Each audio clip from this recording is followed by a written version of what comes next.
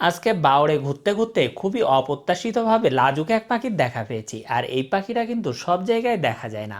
আমরা আজকে খুব একটা পাখির দেখা পাইনি, এজন্য বাওড়ের ধার বেয়ে সামনের দিকে এগিয়ে যাচ্ছি। এখান দিয়ে যাওয়ার সময় আমরা ছোট্ট একটা দ্বীপে নেমে পড়লাম, আর এটা দেখে মনে হচ্ছে একটা পাখির দ্বীপ। এখানে এতগুলো বেগুনি কালিম পাখি একসাথে আমি আগে কখনো দেখিনি। আর আপনারাও দেখুন কত সুন্দর লাগছে।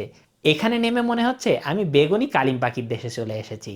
এখানে প্রচুর পরিমাণে কালিম পাখি দেখা যায়, এবার যদিও কম, তারপরেও কিন্তু আমার কাছে অনেক। এখানে একসাথে এতগুলো কালিম পাখি দেখতে খুবই ভালো লাগছিল। বেশ কিছুক্ষণ ধরে ওদের এই ঘোরাঘুরির দৃশ্য দেখলাম, আর আপনাদের জন্য একটু ক্যাপচার করে নিলাম। আমরা বাওয়ারে আরেকটু ঘোরাঘুরি করব, আর সেই অপ্রত্যাশিতভাবে পাওয়া লাজুক সেই পাখিটাকে আপনাদের দেখানোর চেষ্টা করব। সামনের দিকে এগিয়ে যাচ্ছি, মাঝে মধ্যে চারিদিকে নেমে দেখছি যে আশেপাশে কোনো ধরনের পাখি আছে কিনা।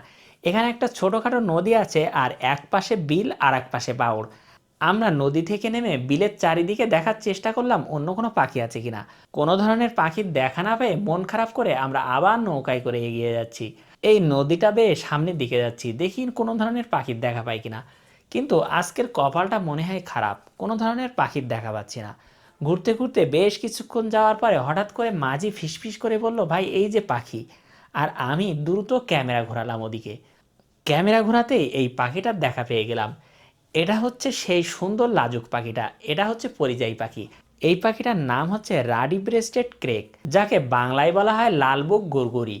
এরা নদী খাল বিলের ঝোপঝাড়ের ভিতরে বসে থাকে, সচরাচর বাইরে দেখা যায় না। একটু শব্দ পেলেই কিন্তু আবার ঝোপের ভিতরে লুকিয়ে পড়ে।